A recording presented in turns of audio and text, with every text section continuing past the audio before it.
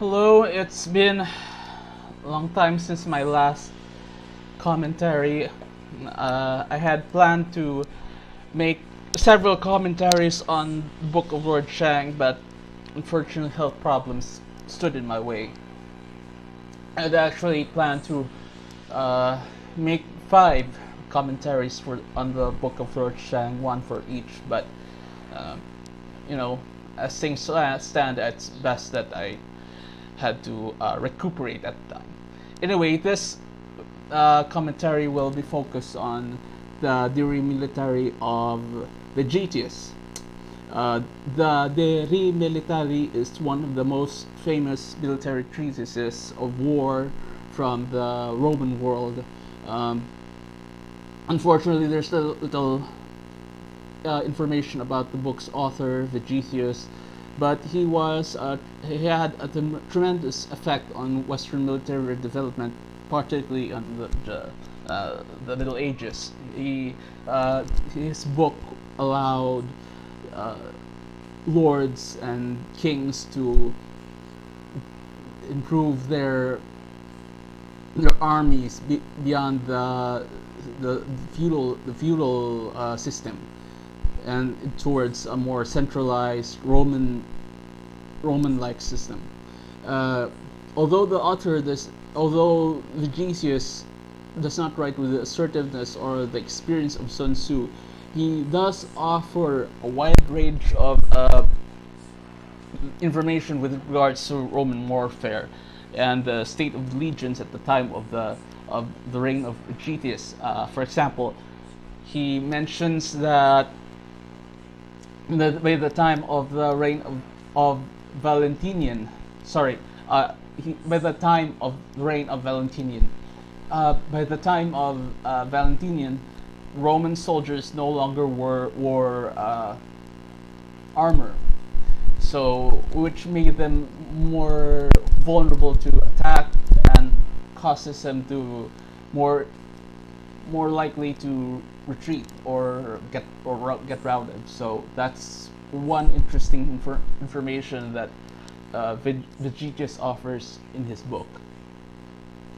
Unfortunately, although the Roman Empire at the time disregarded his work, the De Re Militari uh, uh,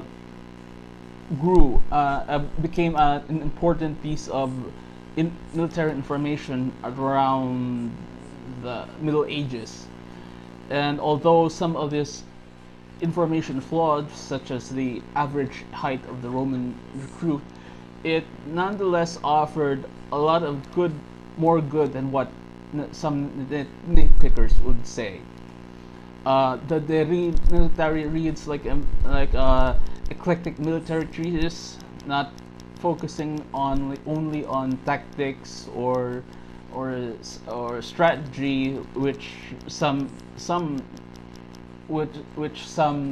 books and treatises do, particularly those in the ancient world. Uh, the military offers information on logistics, intelligence, counterintelligence, operations, formations, and more. Um, Additionally, I also would like to make cite certain uh, certain information from the De Re Militari that because it it it greatly mirrors other uh, uh, military treatises. For example, to distress the enemy more by famine than by the sword is a mark of consummate skill. Now, anyone who's read Sun Tzu would would uh, would take would realize that that saying is similar to his maxim about winning without fighting.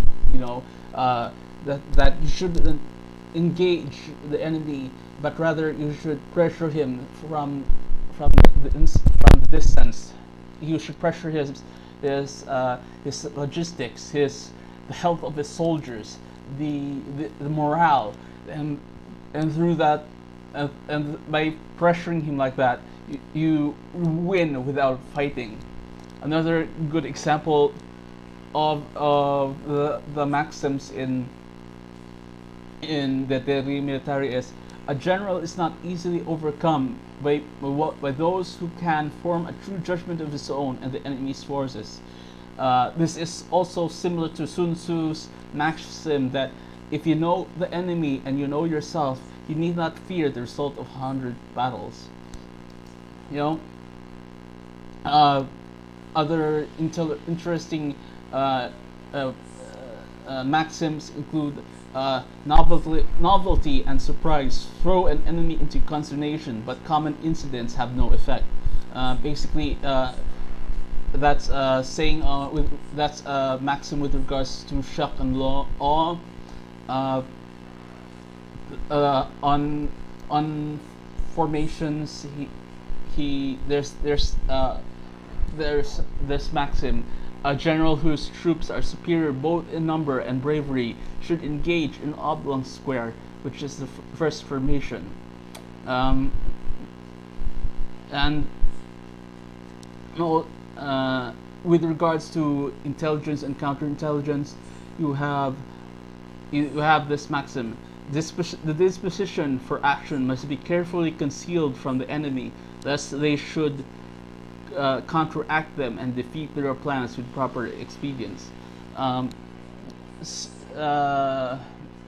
pretty basic, but it's worth mentioning it nonetheless.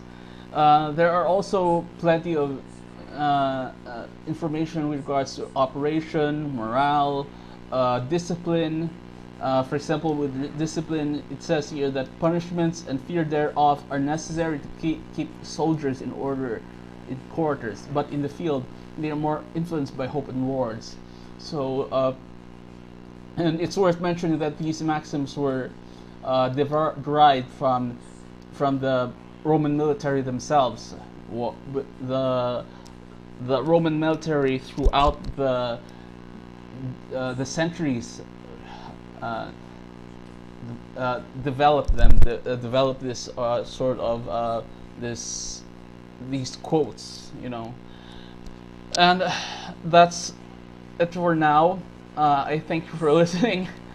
I'm going to post more videos in coming weeks. I'm thinking of posting the Bukadiba or some of Julian the Apostate's works. And thank you.